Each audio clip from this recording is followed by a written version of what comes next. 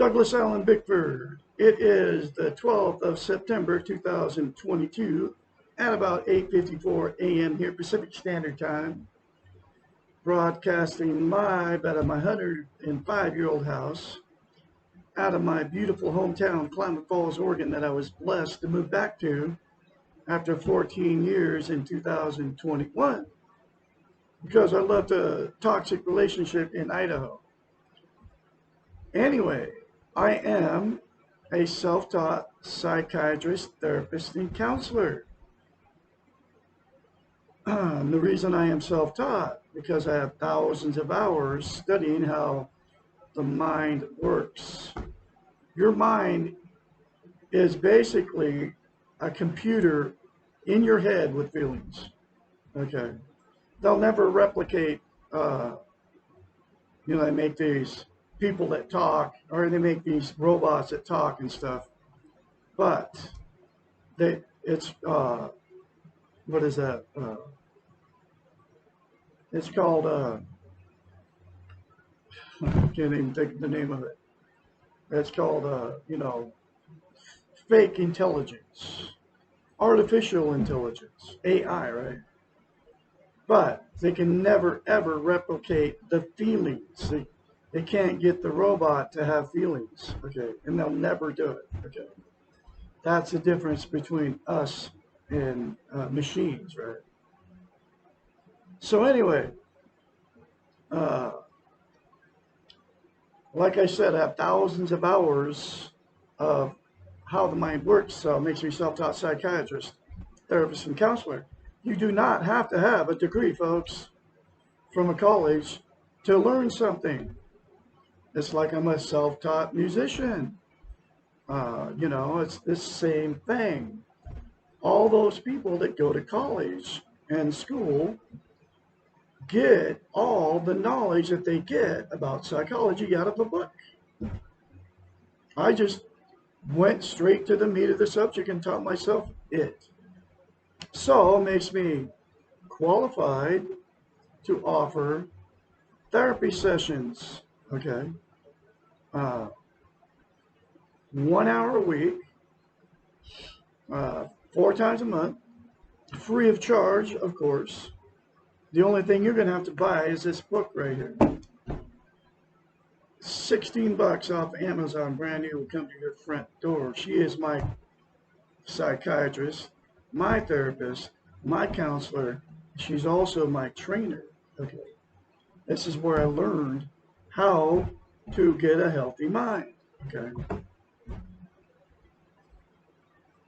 I specialize in emotional, physical, and sexual abuse victims because I am a victim. I'm an expert in it. I've taught myself how to heal myself. Basically, it's unprogramming your brain of how we've been taught and trained through the television. Now it's the social media. They programmed our minds not to feel good about ourselves, not to have a healthy mind, and not to have self-esteem, okay? So I've taught myself how to heal myself, which is unprogramming my mind, okay? And I can teach you the same concepts on how to do it, okay? Anyway, there have been billions, I said billions with a B, folks, of people that have been emotionally, sexually, and physically abused. It's one of the sad statistics out there. So I know that there's billions of people in the same boat I am in. Okay. We have been programmed, brainwashed, taught, and trained that it is a weakness to ask for help. Comes from the television, comes from the social media, right? And that if we appear weak before others, people will take advantage of us. And that's not the way it is. It's not a weakness to ask for help. It is strength. We all have, we're not perfect, unlike what the TV tries to tell everybody, right? We're all human. we're all in the same predicament here. We all have feelings. Life is full of pain, life is full of fear, and death is inevitable. Okay. And we have to be able to accept all that. And the television and all the social media has told us that we have to be strong and invincible. Otherwise, people are going to think we're weak. So, call me for your very first therapy session, 458-232-5238. This is all real and it's all free. And seriously, folks, I can help you. We will be going through this book a lesson at a time. Okay. And I'll be your mentor. I'll be your therapist. I'll be your counselor. I'll be your friend after you get to know me. You can trust me. Okay. Even though I don't have a college degree. Okay. Because I am self-taught. I'm just going to keep telling you that. Okay. Because your brain has been programmed that you have to go to school to learn something, and it's not true. I just got to keep telling you that it's not true. Okay. They didn't have colleges a long time ago. Okay. People were learning stuff all the time without a college degree. Okay. Anyway, so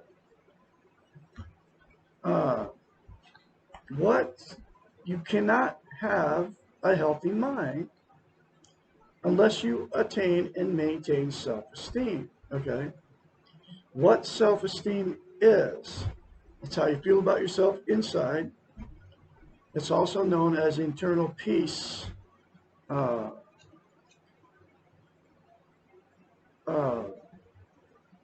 It's also known as internal peace if you have self-esteem, but also known, other words for it, self-confidence, self-love, self-worth. Okay. You know that when you first meet another person, a new romantic relationship, right? When you first meet that person, that good feeling you have towards that other person, both people have the same feeling, right? You're bragging to all your family and friends, both people are telling everybody how great these people are. And, you're on cloud nine, you want to hang out with them 24/7, you can't wait to be with them, just all that good feeling, right? What self-esteem is, self-confidence, self-worth, self-love, is that same good feeling towards yourself. Okay. Dr. Susanna McMahon, a 73, lives in Midway, Texas with her husband, wrote this book in the 90s. Every lesson, question, answer in this book talks about how we've been trained and taught, programmed, not brainwashed, not to have self-esteem and a healthy mind. She's had thousands of clients, just like I'm hoping to get here on Facebook and YouTube. Her doctorate, she has the formal degree. She sat in all the classes for 10 years. Her doctorate's in psychology. She also has a master's in philosophy. Anyway, she's had thousands of clients. She knew that nobody was teaching self-esteem how to get it. And she also knows that you can't have a healthy mind, and I know now, you can't have a healthy mind unless you attain and maintain self-esteem. So she had to come up with a concept for her clients, thousands of them, to give them a way to give themselves self-esteem. Nobody can give you self-esteem except for you, okay? So here's that very simple concept that she came up with. You look at yourself in the mirror. We're all in front of the mirror every day. You say 4 things to yourself. I love you. I love my inner child. I'm worthy to be loved. I'm worthy to love. I am full of goodness. Those 4 things to yourself in the mirror will unprogram your training, your brainwashing. It'll give you self-esteem on steroids if you say it and you keep saying it. Okay. Uh, you have to maintain self-esteem. You have to practice it. It's like lifting weights. You start lifting weights and you stop, you lose the muscle mass and you have to start over from scratch. Self-esteem is the exact same thing for your brain, for your computer brain, folks. Uh, so you have to repeat that every day to yourself in the mirror. It'll take you less than 10 seconds. I love Douglas Allen Bickford. I love my inner child. I'm worthy to love. I'm worthy to be loved. I am full of goodness. Uh, the more you say it, the more you feel it, and the more you believe it. And if you're a good-looking woman that's slender, young, just like I like her, petite is even better. You could say, I love Douglas Allen Bickford too, and we can hook up, okay? But I'm just kidding, okay? Anyway, the reason mirror therapy is so powerful and why she came up with it is this. Psychological event happens in your computer brain. You cannot lie to yourself in the mirror. So, we're all in front of the mirror every day. So as we get older, we criticize and judge and condemn ourselves in front of the mirror. You all know what I'm talking about. I used to do it. I don't do it no more. Zip. Because I have self-esteem now because of mirror therapy. Okay. I've reprogrammed my brain. Okay. And I'm going to help you reprogram your brain too when you call me. For sure. For real. It's all real, folks. Anyway, so that's why you can get in front of the mirror and you can say bad things about yourself because of your training and your programming. You have learned how to feel bad about yourself. Comes from all the religions, okay? All those holy books that call themselves holy and say they're from God. It's just not true, folks. So that's why you can say bad things about yourself in the mirror. Because you're not lying to yourself in the mirror, because that's how you feel about yourself. You can't say good things to yourself in the mirror, and those four things are very good things to say to yourself in the mirror, because you cannot lie to yourself in the mirror. Like I said, that's how you've been programmed to believe, okay, about yourself. And then you want to call me nuts for telling you that, to do that, and you want to turn me off. Don't turn me off, folks. What you got to do is you can force yourself to do it the very first time, like I had to. Okay.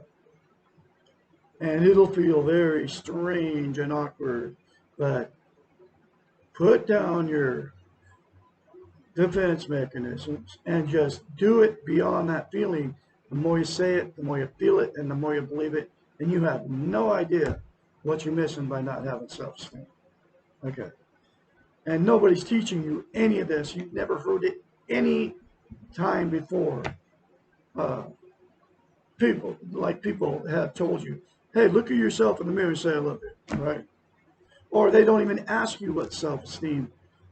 Nobody knows what it even is, okay? Because nobody's teaching it, except for Douglas Allen Bickford here, trained psychiatrist, therapist, and counselor on today's date, right? It's the very first time you've ever even heard it, okay? But it's my life's work to teach you how to love yourself and to attain and maintain self-esteem. Here's why it is the absolute most important thing you can have as a human being to attain and maintain self-esteem. There's two things. We cannot be content without it. What content means is you feel good about how, where, and what you are. It's also known as internal peace. There are 12 things that people are using to try to be content. They are self-harm. That's cutting or scratching yourself. Doing bad things to your body. And people commit suicide because they're trying to make themselves feel better, folks. And this stuff's happening all the time around the world. Okay. suicide is a very, very dangerous gamble. Okay. You don't know, because nobody knows what the next step is.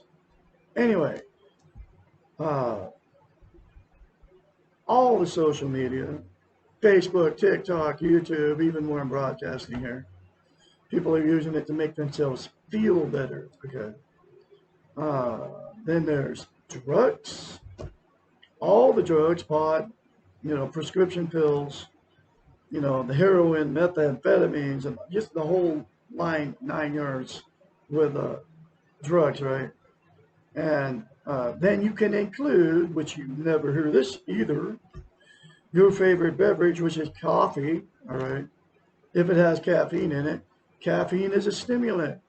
And then you got nicotine, which is cigarettes and vaping, right? Uh, Using it, all those substances, they're all considered drugs to make yourself feel good, okay? The next one is alcohol, all forms of it. A glass of wine, one beer, it has alcohol in it. And, and then all the hard liquors, all of it, okay? Anything that's got alcohol in it. You're using alcohol for one reason, to make yourself feel good. There's no reason to put that stuff even in your body, okay? Just like drugs, right? Pot is a huge one. Marijuana. And next one is sex. Yes, people are using sex to make themselves feel good. It feels good for a moment. Y'all know what I'm talking about. Then that good feeling goes away as soon as you're done and you're like, woo. You start thinking about it after the drive is done. And, then you have to have more sex to feel good. Okay. The next one is food. You eat when you're hungry, right? And then what happens is it makes people feel good to eat. So they continue to eat beyond the full mark. Then they overeat, get overweight. And once they get overweight, then they feel bad about themselves. And there's billions of people doing all this stuff, okay, to try to make themselves feel good. The next one is gambling. You go to the casino, you go to the bar, you go wherever they have video poker. You put money in it. It makes you feel good to gamble. But then people lose, and then they feel bad about themselves because they gamble. People lose their houses because of it. People commit suicide because they gamble all their money away. Okay, they lose everything they own because of it. Excuse me. Television is a huge one. Especially when you get older and you retire and then you don't have nothing to do, right? So you sit behind the boob tube. But there's billions of people using it to make themselves feel good. The problem with it is the feel good never lasts. It's always a temporary thing, okay? Religion. Billions of people are using religion to make themselves feel good. You go to church, you have the potlucks, you do the communion thing. And no matter what religion it is, Christianity, Muslim, Buddhist, Orthodox Jew, Baptist, Seventh-day Adventist, Mormon, Catholic, the list is endless about how many different churches and religions there are, right? It makes you feel good to sit in there and do all that stuff like all those people do, like you do. And, but that good feeling is always temporary. The next one is material possessions. Get something new, get something different. Feels good to get that something different thing. The new car is a huge one. You're all excited. You get the new car, you're bragging to all your family, friends. Whoa, look at my new ride. And then that thing sits in your driveway. And then you got a huge payment and high insurance because you got to finance that thing. And then the reality sets in, wow, and it sits in your driveway. But the good feeling always goes away. Uh, Relationships. You get a brand new relationship. It feels really good at first. And then as soon as that good feeling goes away, uh, then that's when the fights and arguments start and all that stuff. Okay. And then you end up divorcing that person or whatever. Okay. But the good feeling is always temporary thing. And the very last one is the narrow, the green, money. You get some money. It feels good. It doesn't matter how much you get. Whether you save it, blow it, buy something with it. As soon as you don't have that money anymore, even if you put it in the bank, folks, and save it, the good feeling goes away. So uh, you want more money to get the same good feeling. Those are the 12 things, okay? The absolute only thing that's going to give you internal peace and make you permanently content is to attain and maintain self-esteem, and it is by the 4 things to yourself in the mirror daily without fail for the rest of your life. It'll take you less than 10 seconds, like I said. So, the next reason that self-esteem is the absolute most important thing you can have as a human being on the planet is this: can't love or be loved without it. Uh, what happens is 2 people without self-esteem will attract each other, then they'll get married or whatever. But here's how you tell if you have self-esteem. If you can very confidently say those 4 things to yourself in the mirror daily without fail, you have self-esteem. If you can't say it, then that means you don't have self-esteem. Okay? So what happens is 2 people without it will attract each other. And then after the good feeling goes away, that good feeling that you're bragging to all your family and friends about, that other person, right? That's when the fights and the arguments start. That's when you start telling all your family and friends how terrible these people are to you. That's when the cheating starts, the drug and alcohol use, going to bars, picking up strange people to have sex with to get that good feeling back, right? And because the relationship became toxic, because of no self-esteem, the same 2 people, after they divorce or separate, will go jump in another relationship without self-esteem, and the exact same thing will happen. That's why I've been married 4 times and divorced 4 times. That's why I've had many failed relationships. It's why you've been married more than once. It's why you've had many failed relationships. Okay.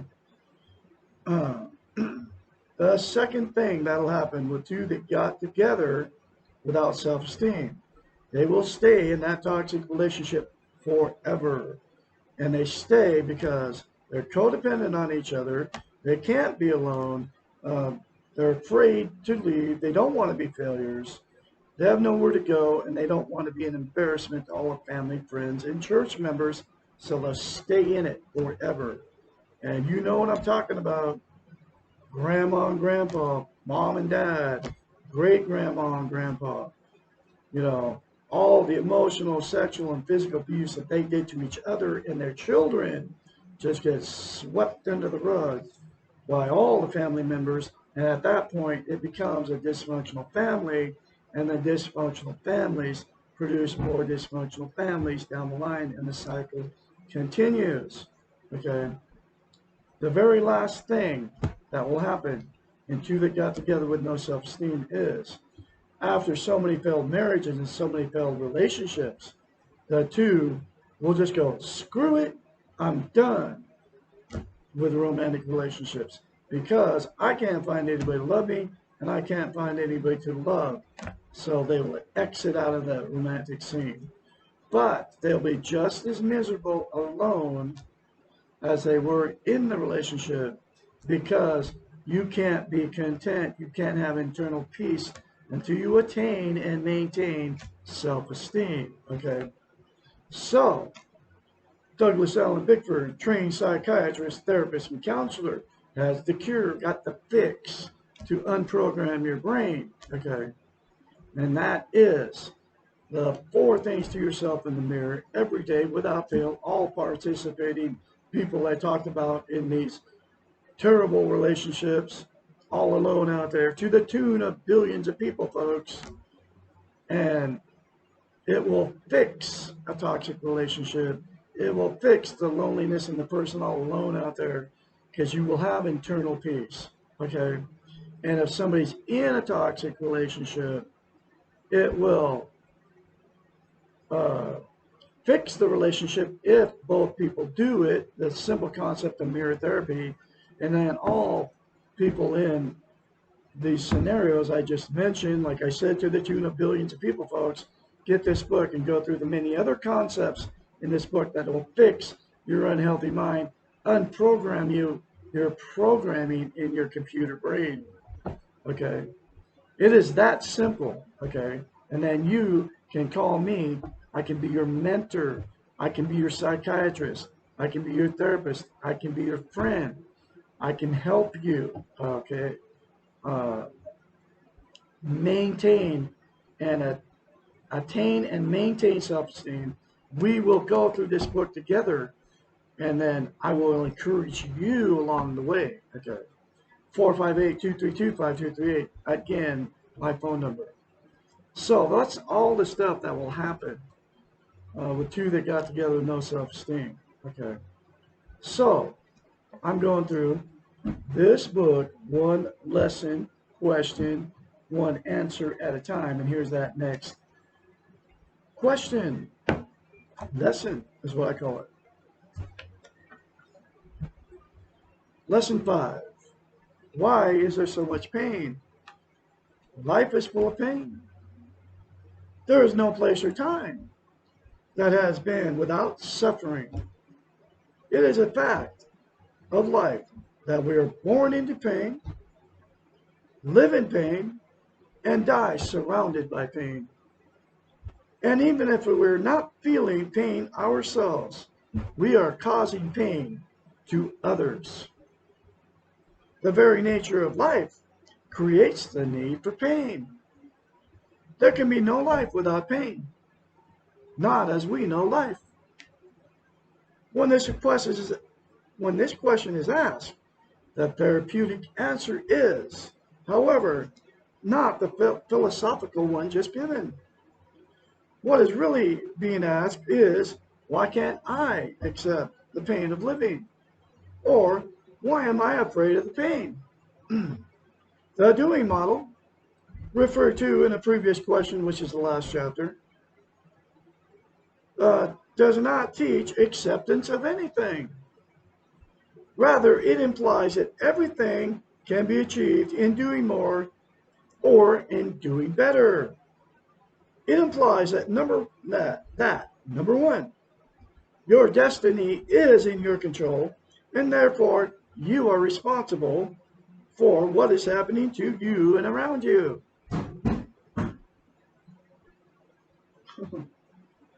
Okay, girls, what are you doing? Let's see. Number 2, I got 10 little cats running around here, little angels making noise, but it's all good.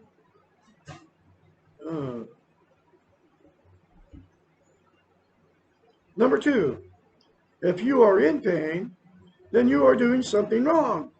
And number 3, if people around you are in pain, then you must do something to help them stop the pain. The being model has been called the model of acceptance. Accepting is probably one of the most difficult tasks for those of us brought up and trained in the doing model. Here's that, that computer, your brain got programmed by the television, and now it's a social media, right?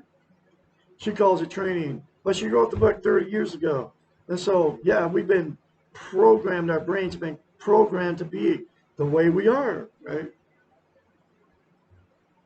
Accepting pain becomes a huge challenge. Differentiating between necessary or acceptable pain and unnecessary or unacceptable pain is difficult and will be dealt with later on. Paradoxically, as soon as we can accept the fact that we cause pain, and we all do, folks, advertently or inadvertently, then we cause less unnecessary pain. I've gone through all this stuff, and I'll teach you how to do it too. As soon as we can accept that we cannot change the pain of the world, our pain is lessened because we can't do anything about it. It's out of our control. To accept the pain, knowing that you cannot and will not change it, and still do the best you can, is a task of the hero. To do the best you can for yourself, for the moment, while simultaneously knowing and feeling pain, without becoming cynical, helpless, or paralyzed by the fear of pain, is also the task of a hero. I've gone through all this stuff, man. I've accepted it. And that's why I'm very confidently spreading this message. And that's why I'm very confidently telling you to call me and telling you I can help you, folks, because we are all in the same boat. To put your shoulders back. I say this to myself almost every day. To put your shoulders back, your eyes up, and march into a world full of pain without understanding it or needing to explain or justifying your innocence is a superheroic task. This is what I've done, okay? I've done it, and I can help you too.